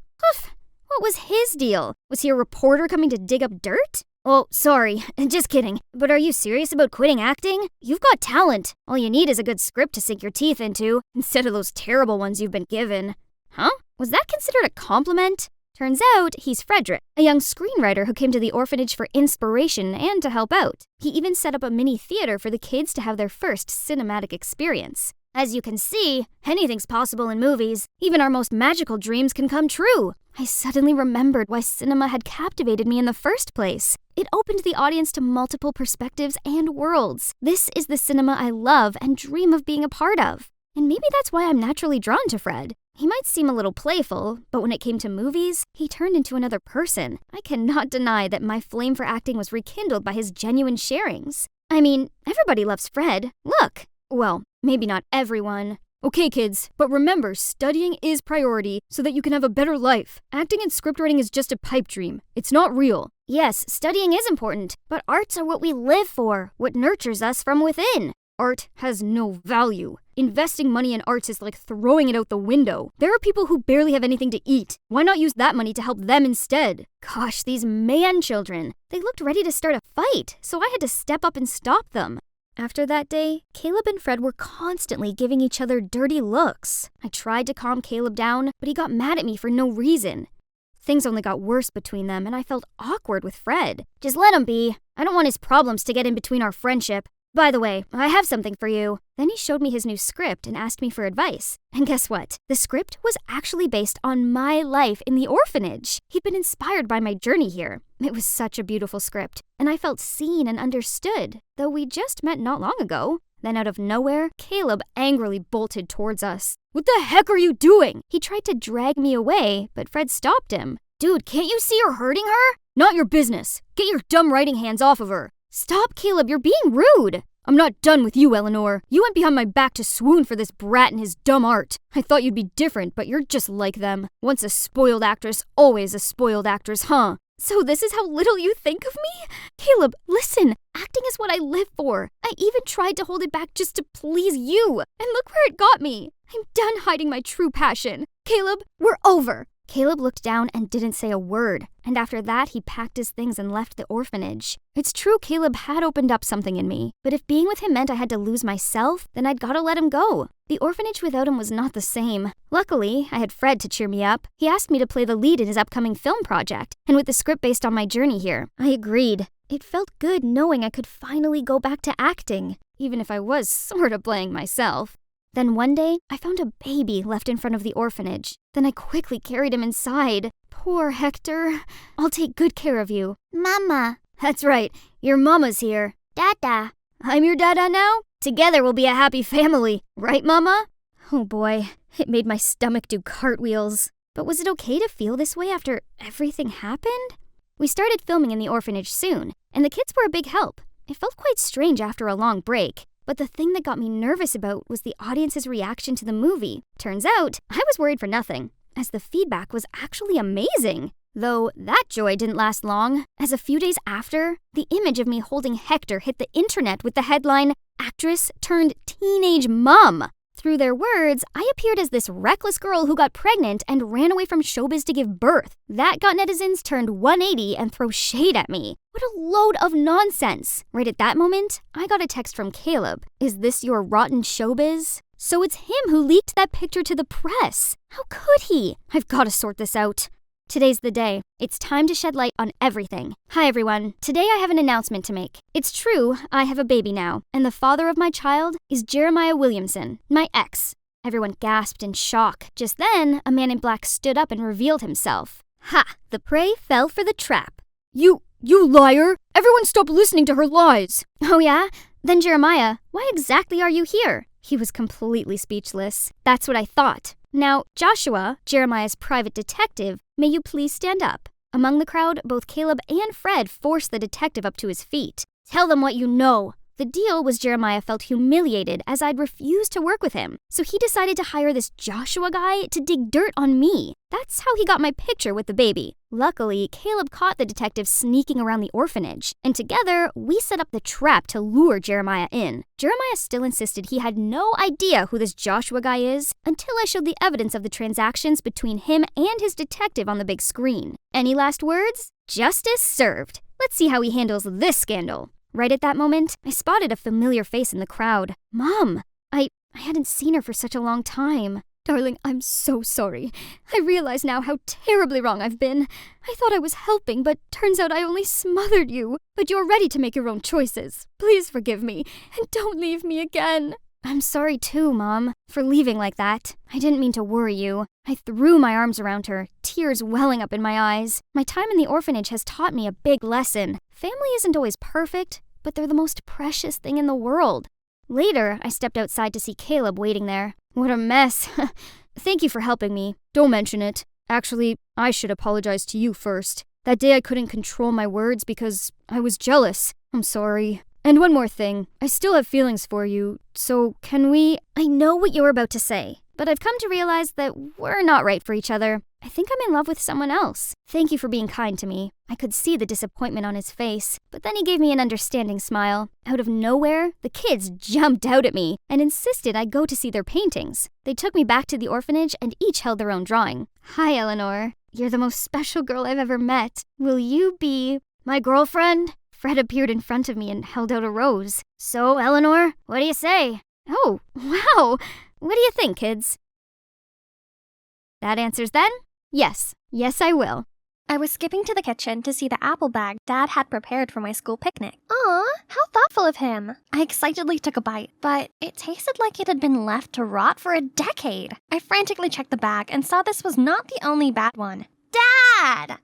Hey, I'm Doris, and things like this are an everyday occurrence for me. My dad's clumsy and colorblind, two contributing factors that sure make life interesting. Since Mom passed away, I had to watch him like a hawk, else you betcha he'd mess stuff up. One time he roasted a turkey, but it was so raw as if it would jump off the plate and run around the house. And on my last birthday, he got me a pair of mittens with one bright orange and one neon green. I reluctantly tried them on, looking like a clown while people burst out laughing. Despite all that, he's still an awesome dad in my eyes. A super talented artist with incredible artwork, provided he lets me label the paint colors. And also a really big supporter of my dream. From the first time he helped me skate on the lake, I knew it was my life's calling. If I can be an artist, even though I'm colorblind, how can just a few bumps stop you from being a figure skater? Bravo. I'll definitely give him a 100, except that he does have one bonkers rule. No dating until I'm 18. Whatever, it's not like I gave boys much thought. The only boy I spoke to was my neighbor, Ben, and Dad seemed to like him. That kid's pretty good. He likes drawing and artists are caring people, just like me. And he seems to not attracted to girls either. I'm not sure about that, but it's true that we can never be a couple. His mushy manner is definitely not my type. Anyway, it's super fun having him as a friend. Since we were little, Ben always went along with anything I asked, from drawing me a unicorn picture from my room, giving me his only ice pop, to more exciting things, such as knocks and runs, and covering the neighbor's car in toilet paper. And now, he always escorts me to my skating practice a few towns away, and just sits there scribbling something until I finish. This whole month I've been practicing so hard for the upcoming big competition in town. I'm gonna bring a medal home. This is my time to shine. I started gliding, letting the rhythm control my movement. The cold, calming breeze pushed against me like I was flying. It's time for an axel jump. I sprang into the air like a cotton ball, but suddenly lost my balance and fell flat on my face. As a result, I was ranked 29 out of 30. Duh. But surprisingly, there was one judge giving me all high marks. Finally, someone saw my potential. I was beaming when this cute guy approached me. Hi, I'm Luke. Just wanted to say that you were absolutely on point out there. Oh, he's that guy. I really want to get to know you more. How about we hang out together? I'll take you somewhere as special as you are to me. This is definitely against Dad's rule. But oh boy, his killer smile made my stomach swoosh. So I ended up saying yes. I excitedly told Ben, but he gave me this sour-faced look. Hey, your dad will not be happy if he knows this. Just don't let him know. Luke is an expert, so he can help me hone in on my talent. You will keep this a secret, won't you? So here's my first date ever. Luke was so sweet. He complimented my ice skating and constantly gave me these loving looks. Our food arrived and delish! Bon appetit. I daintily tried the mashed potato and immediately felt the delicious taste of warm butter and chives and something pointy? A hairpin? I quickly stood up, demanding to see the manager, but Luke stopped me. Babe, you found the gift I prepared for you. Then he grabbed the hairpin and wiped it on his shirt and put it on my hair. Maybe this was a normal thing for guys to do on dates, right? Only his gifts show didn't stop there. Later I found a ring in my steak, then a keychain in my salad. You're cute, just like this Lotso. Isn't he the bad guy? But the cherries on top were the movie tickets in my sandwich. Luke, what's this about? I just hope we could bond over watching movies together. You hate it that much? No, I didn't mean that. Think about it. It was kinda weird, but also the sweetest thing that had ever happened to me. Luke had a funny way of showing it, but he made me feel special and giddy, and maybe in love. Before I could think straight, he was leaning closer to me. I closed my eyes and was ready for the most romantic kiss ever. But why were his lips so hard and unmoving? What? The menu? And holding it was Dad? You know this crazy old man? I am her father. Then Dad dragged an extra chair over to our table, plopped down, and started babbling on. Then, when Luke wasn't looking, Dad poured pepper into his coffee. Before I could say anything, poor Luke took a sip and spat it out everywhere. Sorry. I thought it was sugar. You see, I'm colorblind, so it was an honest mistake. After that, he accidentally splashed the sauce on Luke's shirt, then grabbed his glass of red wine and poured it over Luke, saying he was trying to clean it. Enough! Your old man is insane! No one will ever date you again! Then he stormed away. I was furious. How could Dad embarrass me like this? You're controlling, crazy, and do the stupidest things. You don't allow me to be me, and you just scared away my date. None of his apologies could move me. I had the right to make my own choices without Dad interrupting and being ridiculous. So I used my savings. I moved out of my home to start my new life. This freedom was greater than great. I could talk to any guy and go on as many dates as I wanted. Only, I know there's always were extra eyes on me. Do you get the feeling someone's watching us? No way! It's just you and me. I've had a great time. Do you want to do it again? Ugh! What the fudge? If Dad thinks he can stop me by messing around like this, he's totally wrong. It did quite the opposite instead. I started dating loads of guys, even if I didn't like them that much. It was so nice being spoiled by boys, and my room was always full of their presents. I updated Ben all about my dating stories, but he just frowned. Yo, slow down. You want to speed date the entire town? Man, it's just dating. It's not like I've agreed to be their girlfriend or anything. But you don't even know them, or what their intentions are. My dad doesn't understand me. Why now you sound just like him? Fine, don't feel like you need to come here or give me rides or anything. I can make my own way to school and get my date to come with me to practice from tomorrow. I'm sorry, Doris. Ignore me. I'm probably just overthinking stuff. Yeah, Ben's Ben. He's still the one I could count on after all. Anyway, being a serial dater can cause troubles. I muddled up Gregory's interest with Ivan's. And I forgot I already told Anton my hilarious story the third time already. I was late for my date with Hector because my previous shift with Ryan went on longer than I expected. Then being so exhausted from all of this dating, I fell asleep during my meal with Christian. Luckily for me, Ben was always there to help. What's up? You look exhausted. I don't know. Dating was fun at first, but now it left me no time to rest, and now I can't even distinguish those guys. Hey, what's so funny? Nothing. It's just nice not having to share you with an alphabet of guys. Don't worry, you're the only bee in my life. One day after school, a group of boys surrounded me and started accusing me of being a cheater. Hey, it wasn't like I was anyone's girlfriend, so it wasn't classed as cheating. I'm still single, so I can go on many dates as I can. Only, my outburst seemed to make them even angrier, as all these guys shouted at me. A cop walked over. Hang on, is that Dad? Hey, you boys stop bothering this young lady right now. I just finished a karate class already. I'll give you a piece of my mind. See? Hi-ya! Hi-ya! What a bunch of weirdos. Thank God Dad came here on time to save me. But it's such a shame that he saw I was a helpless failure at everything. So my shame became rage. Who asked you to show up in magazine? Quit bugging me with all your nonsense. I can handle this myself. When I returned to my apartment, Ben was sitting there waiting for me. Overwhelmed with everything, I burst into tears. He pulled me into an embrace, and I instantly felt better. But then, Doris, stop with the games and just go home. Games? This isn't a game. This is my life. I deserve to live it how I want to. You're too much of a coward to ever understand that. As soon as I said it, I regretted it. Ben looked so hurt and mad. He just shook his head and left. I honestly thought he was the one person who would never leave. But whatever. I didn't need him, or Dad either. Now I had to prove to Dad that I was mature enough to handle independence and could find someone much better than Ben beside me. Just wait and see. Told you. Now God bless me with this guy, Mark. A super strong and macho BF who was always ready to protect me. Babe, look out! What? Just let me handle this. Then he moved me out of the way and punched right to the wall. Wow, that's a mosquito. Thank you for saving me.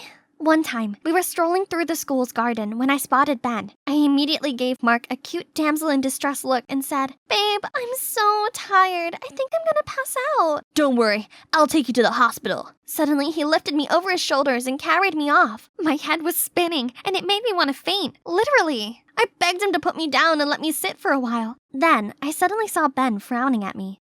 Seeing me totally fine without him, how can he not be annoyed? But who was that? She started staring at his art passionately. Then, can you believe it? She asked him to draw her, and he agreed. I can't stay here watching this ridiculous play, so I grabbed Mark's hand and pulled him away. But that night, I kept tossing and turning, and the image of Ben and that girl couldn't get out of my head.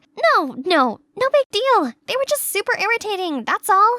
Too many things happened, and now it's time for me to focus on my figure skating dreams again, with my sugar plum. As he went off to buy us some drinks, who should come over to me but my first date disaster, Luke. Oh, you're still ice skating. Just give up already. I only gave you a high score so you date me. Don't flatter yourself. By the way, your crazy old man's still doing good? Shut up. My dad was right about you, you jerk. Jerk? Okay, this jerk will tell the rink manager to ban you from coming here for good. I stared at him, open mouthed, not knowing what to say, when out of nowhere Ben appeared. I don't think the skating committee would be impressed by your fake scores, do you? All it would take is one email and you can kiss your position on the judging panel goodbye. How dare you! Then he left in anger. Right at that moment, Mark returned. Babe, skating sucks. Just quit it. Let's go for some trampoline then. Dars, go practice. No one dares to ban you now. Who the freak are you? Mark, stop! That's Ben, my friend. No, just an acquaintance. Doris, watch yourself with that guy. It's none of your business. Let's go, Mark. Bye, loser. The next day at school, I saw Ben with that girl again. My heart thumped in sadness, and I don't even know why. Maybe I was so used to having Ben around me, and honestly, I missed him a lot. Mark soon followed my gaze over to Ben. Isn't that the dude from the ice rink? Why are you gawping at him? He was lunging toward Ben right after. I grabbed his arm trying to stop him, but he pulled me away instead to a corner. You are my girl. Remember that. In front of me was a total stranger, not the normal Mark I know. He was supposed to protect me, but now all I felt was scared. I couldn't move. Mark leaned over to kiss me, and I immediately blocked him. What? How dare you? Oh no, I'm screwed. Terrorizing your own girlfriend, I see. Nice. Ben? Right on time. You're so done with me. Then Mark grabbed a flower pot and charged at Ben, but I panickedly pushed him over before he could do anything with it. He stumbled about, mumbling something, when Ben's fist came out of nowhere. You want another punch? Mark waved his fist at him, but then turned around and hurried off. I stared at Ben. I couldn't believe my eyes. He was strong and protective, totally different from the soft Ben I knew all this time. Doris, I think it's time for you to go home. Have you ever wondered why your dad really did that? Ben was right, and the day's drama made me realize how much I missed Dad. I wonder how he was doing. I arrived back to find Dad sitting all alone, dozing off, amid a pile of mess. He was in stained clothes, and on the easel was an unfinished picture of me. With tear-stained eyes, I ran to him and held him tight. I'm so sorry for leaving. I thought I would be okay by myself, but I'm definitely not. I miss you. You're back. I miss you too, darling. I felt so bad for upsetting Dad. When I calmed down, we talked through our problems. Sweetie, I know, it's just hard. You're all I have left. I just worry you're too young to make the right decision and can't bear seeing these idiots hurt you. But Dad, I need experience to learn and grow too. Support me, will you? Of course. I always wish you can find a kind man who understands, supports you, and is always by your side, and makes you truly happy. All those qualities reminded me of someone. I kept chasing after trivial things out there, thus forgetting the one who was standing by me all the time. So I immediately went to find him. Hey, Ben. Oh, hey. You'll be pleased to know I've moved back in with Dad. Yeah, that is good news. Look, Ben, I'm sorry. I've been an idiot. I took you for granted, and now I feel very bad for this. I, was wondering if you'll take me to practice tomorrow? I'll think about it. And I didn't expect to see you confronting a tough guy like Mark. You're not just a timid, arty type, are you? Who says I'm timid? I'm only like that when I'm with you 'cause it makes you happy. I'm actually fully capable of looking after myself. And, you. Hi guys, it's me, Claire. So, tomorrow is gonna be super exciting. I'm putting my life in your hands, literally, as I'm gonna be doing a My Instagram Followers Control My Day video. Yay! Most influencers do this with options, but I trust you guys, so go wild. Just visit my Instagram, like this video, and comment on whatever you want me to do tomorrow. The comments with the most likes will be chosen. And don't forget to follow me to stay updated. As you can see, I'm Claire, and I'm a beauty influencer on Instagram. Of course, with this pretty face and eye for style, I already have loads of followers. But for someone who was born to be famous like me, that's not enough. That's why I'm doing this viral challenge. It'll get me tens of thousands of likes. Okay, that's it for today. Now I better get my beauty sleep. Gotta have glowing skin tomorrow. The first thing to do in the morning was to check my Instagram. 20,000 likes from my post last night. That's average. Let's see. I asked my followers to decide what I should wear and what I should eat for breakfast. And the most liked comments were about Y2K style and avocado toast. My favorite dish anyway. Easy peasy. I called the maid to prepare breakfast while I did my skincare routine. Then I made sure I took a cute selfie and uploaded it to my story. What a good start. Am I the cutest girl on earth or what? Okay, now I have to make a very difficult decision. Which bag best complements my outfit? This one or this one? I was still trying to decide when my phone rang. Ugh, that's Liam, my boyfriend. It's so early, yet he's already sent me a ton of messages. What are you doing? Why didn't you reply to any of my texts? Hurry up if you don't want to be late for school. All right, I'm coming. Jeez, why does he have to be so stressy? It doesn't matter if we're a little late. I mean, come on, it's only school. After choosing the right bag, I got into Liam's car. He frowned at me and asked me what took so long.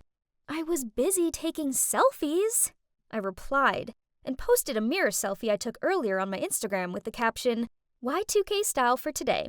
What should I do at school this morning? At break time, I was sitting in the cafeteria with Liam and my bestie, Tori. As usual, my beauty was attracting attention. All eyes were on me, and one guy even gushed out, "You're so pretty, Claire." I checked my Instagram to see how my newly posted pic was doing. Oh, it already had 50,000 likes. That's good, but I know with my charisma, I can do even better. But, huh? What's this? The most liked comment on the post wants me to go to the school library and scream, "I hate studying and the library is the most boring place on earth." What kind of request is this? Don't do it. I don't have a good feeling about this. It could be from someone who's trying to sabotage you. Liam has a point. This could just be a trick that Isabella, my rival at school, devised to embarrass me. She's also an influencer on Instagram, but she just copies everything I do.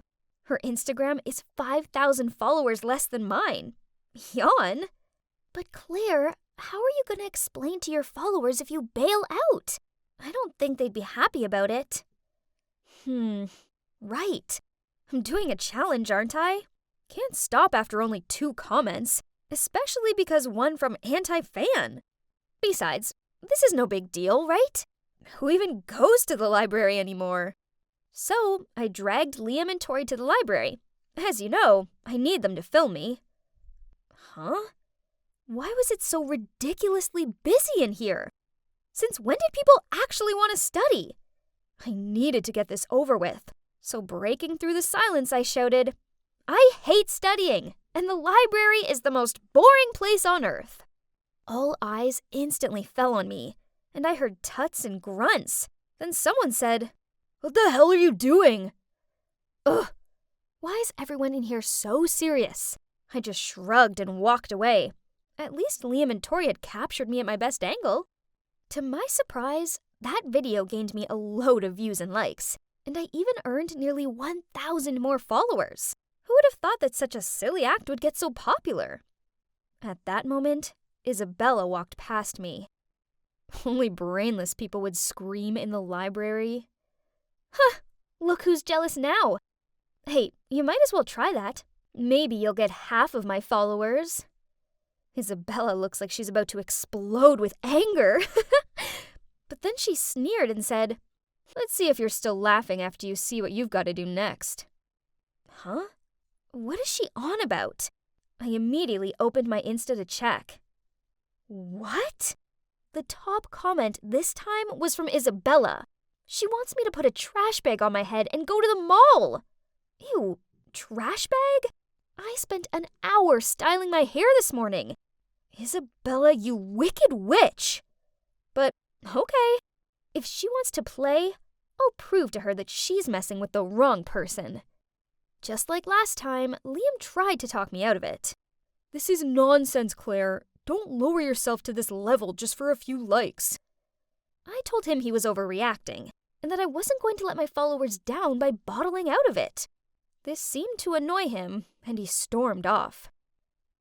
So who's going to take videos for me? I called out, but Liam just kept walking.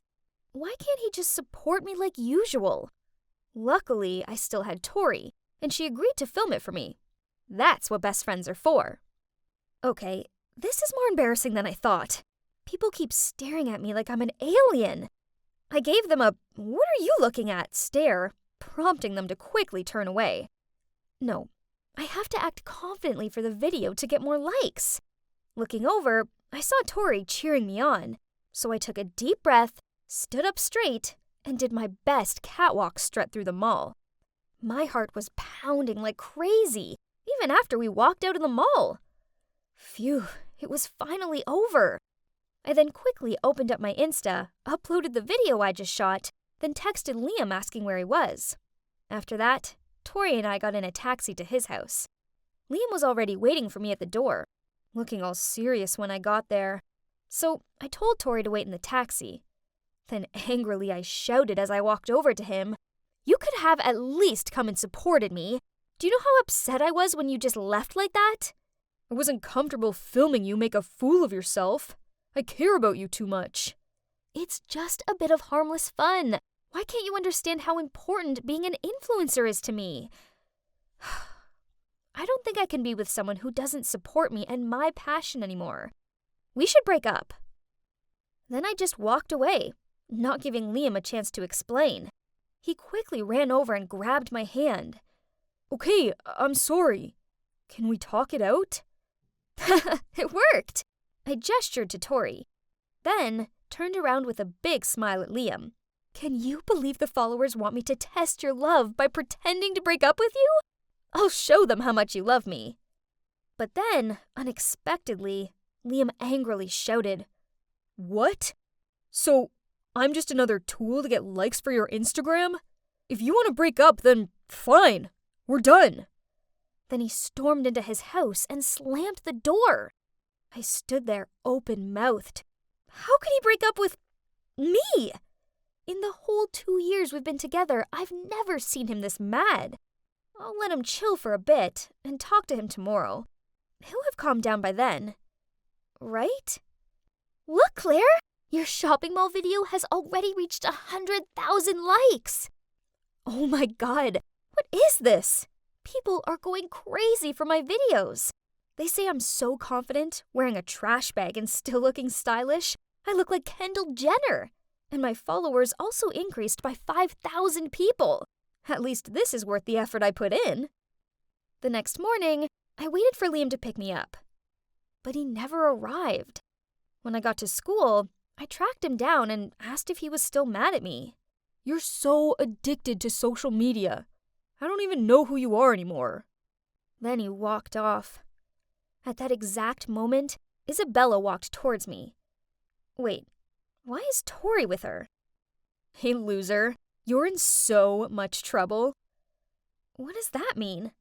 I looked at Tori in confusion, but she just lowered her head and quickly followed Isabella. Feeling something was wrong, I immediately opened Instagram and... oh my god. What are these comments? Such an attention seeker. She's willing to do anything just for some likes. I heard that her boyfriend broke up with her. No surprises there. What is this?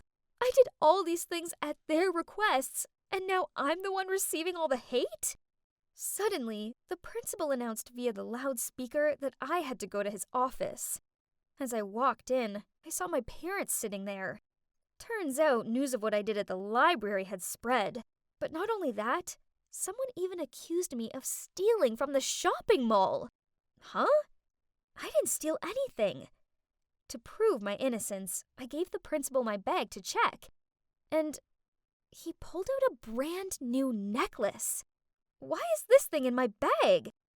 I tried explaining myself, but no one would listen. I was suspended for a week. The walkout of the principal's office was the worst thing ever. Everyone was giving me judging looks and whispering to each other. On the way home, I took a teary selfie, then posted it on Instagram with the caption, "Consequences of yesterday's challenge. 1 week suspension." Someone put the blame on me. Once home, my ashamed-looking parents immediately took my phone away and even disconnected the Wi-Fi. Ugh! My life was over. I ran up to my room in a huff and flopped down onto my bed. Suddenly, my eyes crossed a photo I took with Liam on my birthday last year. That's when Liam threw me a surprise party, and he even made me a cute birthday cake. Come to think of it, I was a bit too harsh with him yesterday. He was only trying to protect me. If I'd listened to him, I wouldn't have all these hate comments and be stuck home for a week. I hurt Liam just to gain more followers. How could I be so stupid? I wished I could apologize to him right now, but... Then to my surprise, after just 3 days, my mom told me I was allowed back to school. There were still mutters about me, but that didn't matter, as Liam was waiting for me at my locker. I hurried over to him, apologized, and explained everything. "Claire, I know you're the sweetest, most loving girl. You just got carried away with your frivolous Instagram popularity. Besides, I know you're not a thief." Then Liam told me that out of suspicion, he asked to check different CCTV at the shopping mall, and discovered that it was Tori who dropped the necklace box into my bag. Turns out, she was only hanging out with me because I was famous and rich. So when Isabella paid her, she turned 180 degrees, running after Isabella and playing tricks on me. Liam reported this to the principal, and now both of them have been suspended. That's it. Chasing after popularity on the internet didn't bring me any real friends, but only virtual fans, and a fake friend, sadly. I got blindsided by the likes and followers, and overlooked what was truly important: my real-life relationships and the people who genuinely care for me. After that incident, I decided to deactivate my Instagram account for a while, at least until I feel stable again. And even if I lose all my followers, I don't really mind anymore. Because right now, I'm spending time with those who really matter to me.